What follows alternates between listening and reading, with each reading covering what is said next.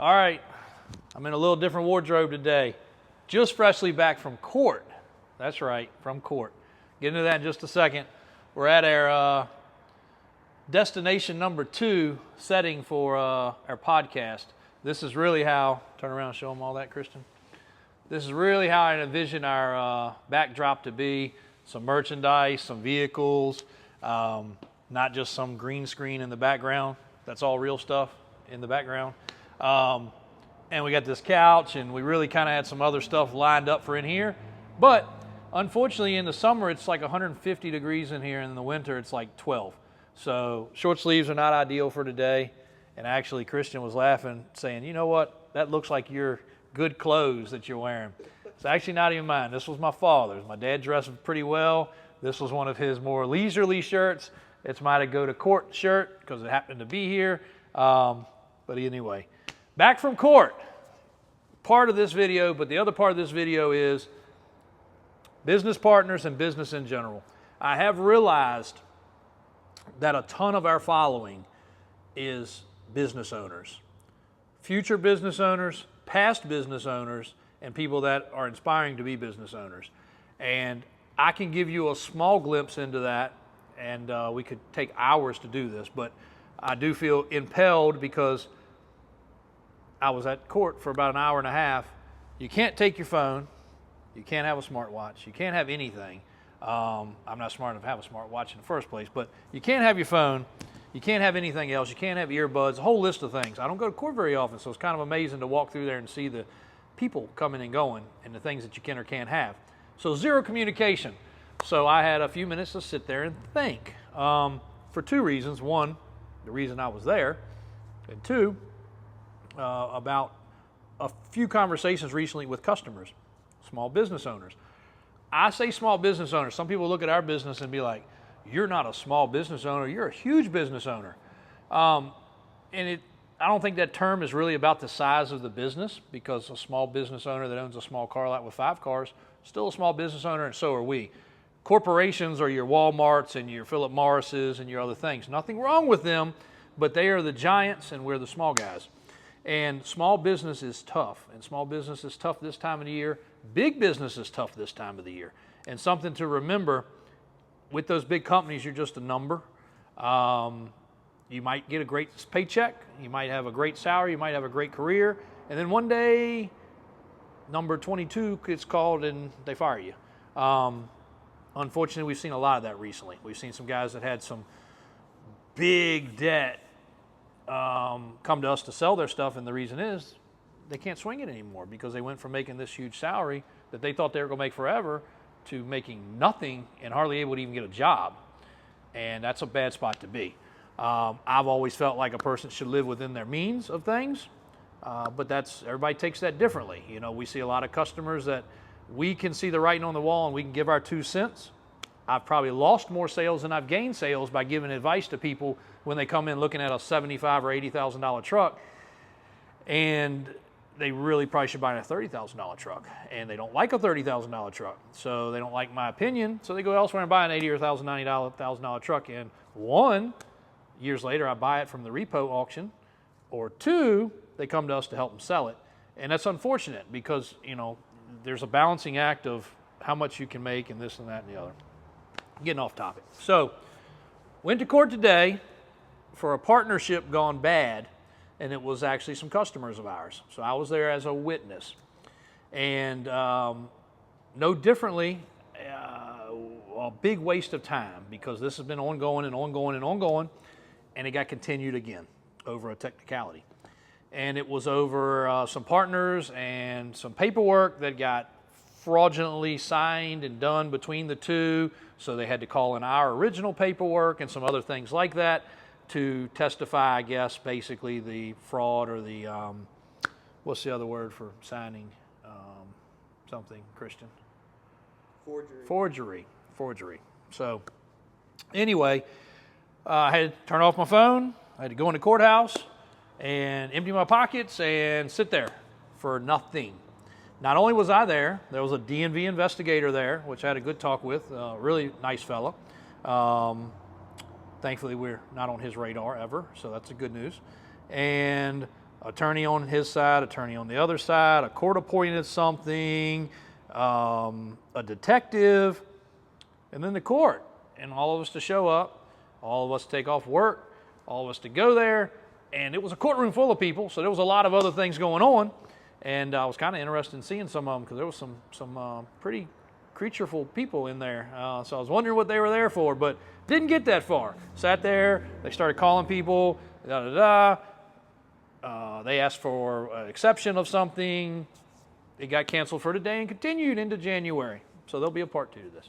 Because I will let you guys know how this goes. But partners, that was one of the main reasons of this video. If you're going to have a partner in something, I don't care how good of friends you are or how good you know the person or whatever, you always got to watch your back. Because this is a case of really good till it wasn't anymore. It went bad fast. So you got to be very, very, very careful. We've had people want to come in as partners. Of course, who's not going to want to come into partners on something that's already established and already working and already all the things are ironed out in an industry or a business? And it just has never worked for us. We've always said no. But we deal with people that are in partnerships all the time. And I'll spin that back just a little bit for people that really know some deep roots with me. I do have some partnerships and some stuff in Florida in the boat industry. But it is paperwork straight, everything's good, and it's a good working relationship. Could it ever go bad? Possibly so. I'm dealing with it from afar, but it works out okay. But anyway, you always got to watch P's and Q's and other things. So past that, small business and doing it without a partner is tough. And we're in tough times. Things are not the best, and diversity is huge. And you got to be diversified in this industry. You got to be diversified in this business or any business that you're in. We're seeing more and more dealers falter. They keep on kicking the can until there's no more can to kick. That's just a phrase that a lot of people in the car business use. They're just passing the buck till there's no more bucks left. And that's unfortunate too. Can you still survive in business and have a good business these days? You can, but you got to put in a lot of effort. And that's where this came from. This video, I've had multiple business owners ask, like, what, they'll call about a truck. They follow us on the channel.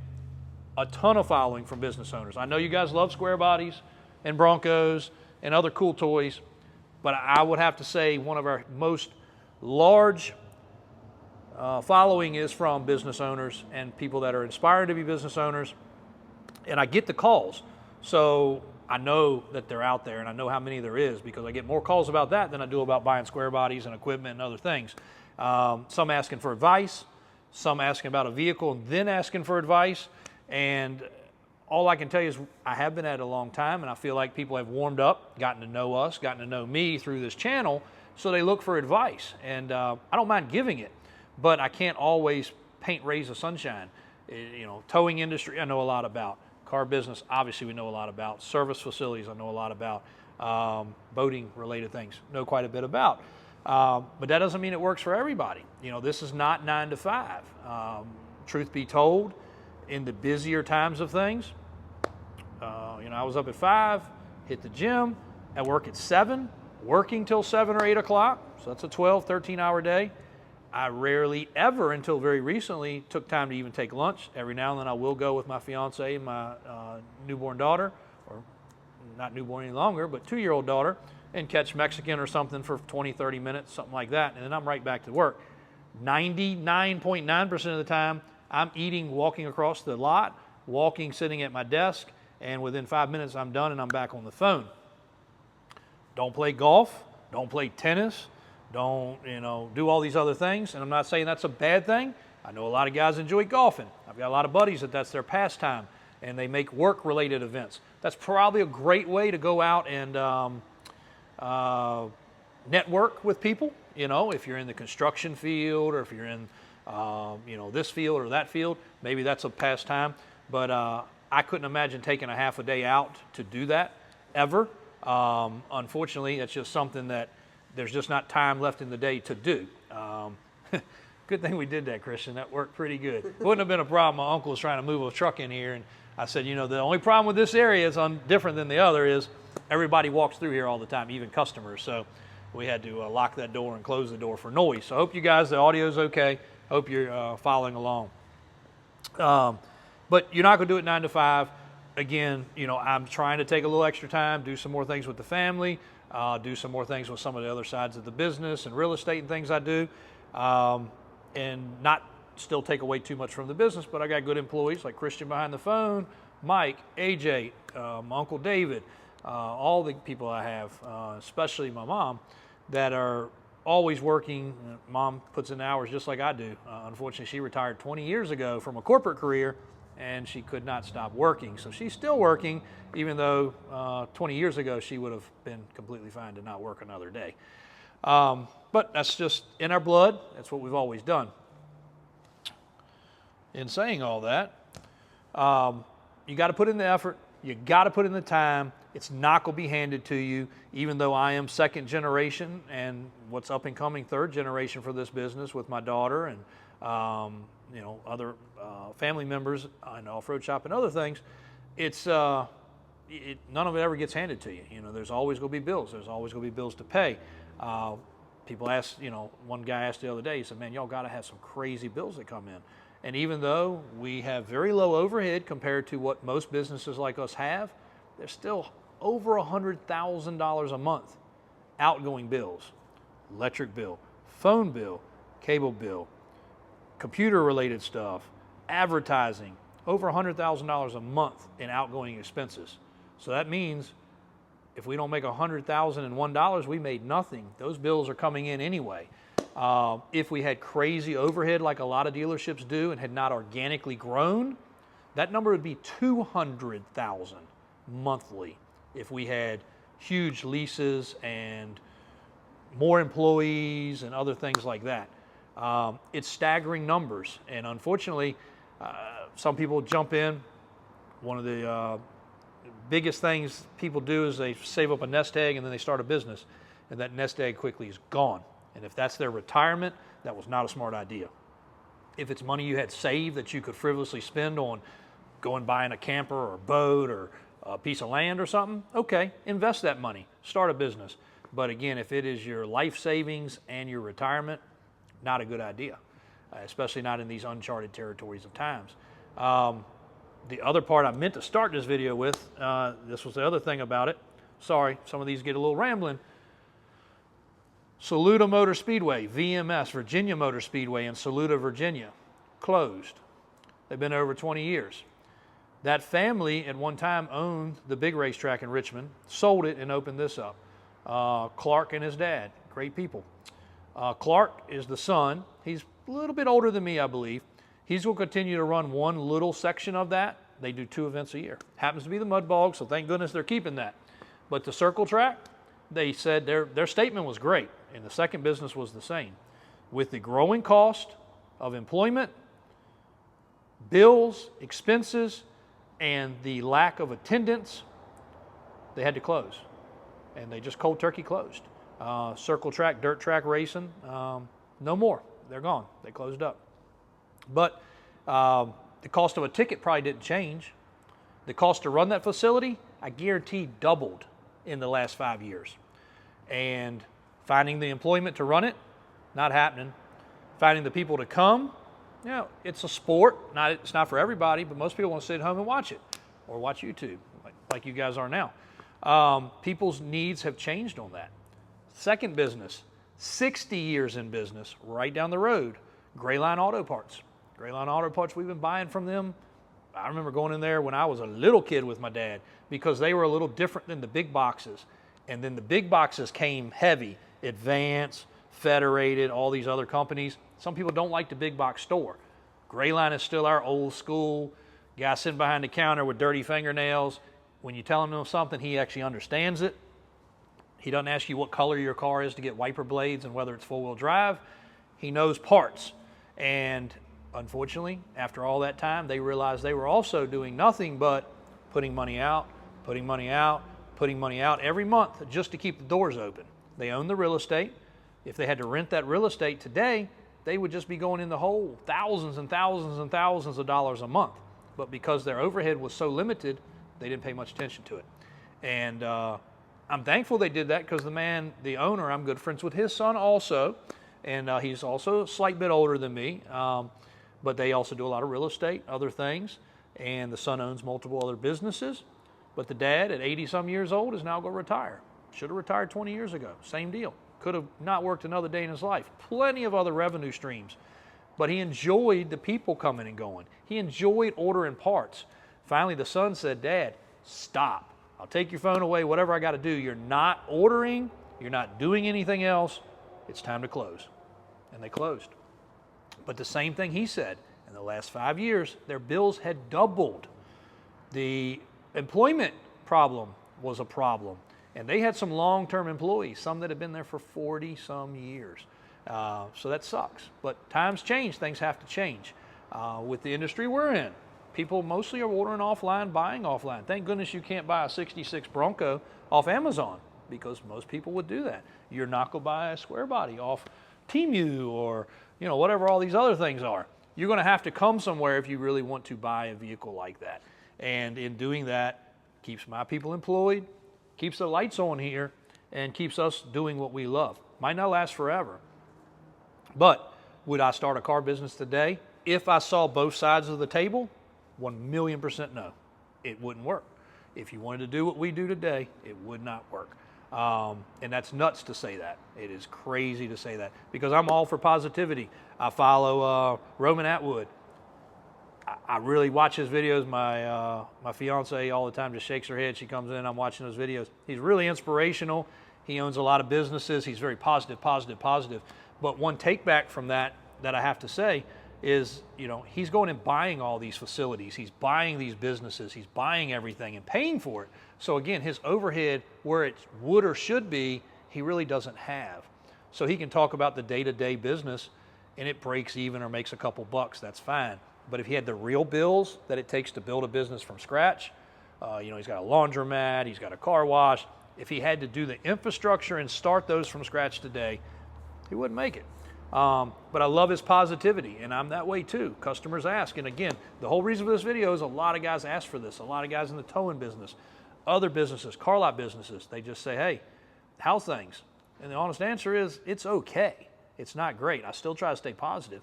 I'm not negative Nancy, but everything has changed. Everything in the industry has changed. Everything about the industry has changed. And that's just the one I know the best. If you look at anything else, costs are up on everything. There's several other businesses that have closed. I see it on the news all the time. Corporations close, and that's why I say you might be working for this company making this huge salary until you're not anymore. Because when that company says there's no more, they're not going to find somewhere for you to go, or they're not going to say, you know what, like with my employees, if things change here, my uncle can go, do stuff on rental properties for me. My cleanup guy could literally stay at my house detailing my personal vehicles and my brothers and things like that. I can find a place for all my employees, but if I had 1,000 employees, there'd be a notice in the mail and you'd be gone. And that's what happens with those big companies, and it sucks. So, you ask about business, you ask about reality, you ask about owning your own business. There's still some good facets out there. I've got an electrical contractor that I do some stuff with, and he is one of these guys that likes to hobnob with everybody, and he likes to be in the know with everybody and go play golf and other things. Good for him. It works for him. He's an outgoing personality. He has a good crew, but we had a heart-to-heart one time, and I told him, I said, man, if you're absent from your jobs, your employee is not who they hired. That guy hired you. When you came and did my projects, I hired you. And if anybody else falls into that category and they don't like it, they're just not going to call you again. And that's the unfortunate part of it. And people don't realize that. And that lost revenue can become a huge bottom line negativity. So that's my little 2 cents on that. Again, you don't get to see me in different attire very often. Fresh back from court. Huge wasted time. Government money spent. Hard-earned money spent, people's money spent, my time, which I guess has no value in any of this because I'm not getting paid to be there. But I feel bad for the situation. I guess I have to go. I don't think I have a choice.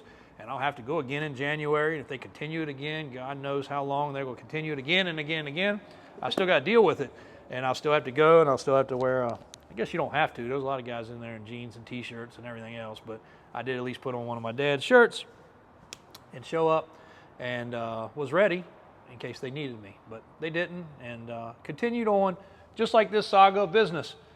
It's never a simple answer. Every day's a challenge. You got to get up, you got to put your best foot forward, and if you want to run a business and you're dedicated to running a business, I got a guy now that's looking at opening up a shop. A young kid that I've seen since he was born, been friends with his family for 30 plus years. And he's to the point now, he's working somewhere. He wants to open his own gig. I'm all for it. I support it. I've given him some ideas of what things cost. Hopefully I can find somewhere to put him in a facility, and it worked for him. But, you know, I gave him the honest numbers. You know, here's what you're making now. You go get that check every day until he works for Walmart. Until Walmart doesn't pay any longer. He's a truck technician. But over here, you can make more. And if you get up and you go to work every day, you should always be able to make more. But here's your overhead, here's your numbers, here's your lines, here's your bottom line, here's the number you got to worry about. Then you got to pay Uncle Sam his taxes, and can you still eat on this down here? Broke it down in kind of dumb terms, and he was like, wow, okay, that's interesting. And we've had people from all different walks of life as customers over the years, and all kinds of different business owners. We've seen a lot of different tradesmen come, go, ride the wave. We're in this economy wave right now, and we thought the president was going to help things, and I think when we physically have him in office, it will, but we're still kind of down a little bit. And when we have that solidity, I hope it starts to creep up. Interest rates, lots of other things are affected in this world that you don't think about till you look at an absolute bottom line. And I forgot about 30 things that I wanted to put in on this video, but I'm going to let Christian get his hand a break from holding the camera. Thanks, guys, for supporting us. Thanks, guys, for watching these videos. And anytime you need something, you know, you can always shoot a message. A lot of people don't make comments on here. They end up calling. That's okay, too. If I'm able to get to the phone, just understand I'm not always. These videos are not what I'm doing 90% of the time. Most of the time, I'm having to sell cars, deal with employees, deal with customers, and regulate everything that's going on around here. And it's a full-time job for 12 to 13 hours a day, plus weekends, plus nights, plus holidays. But it's what you do if you own a small business. Thanks, guys.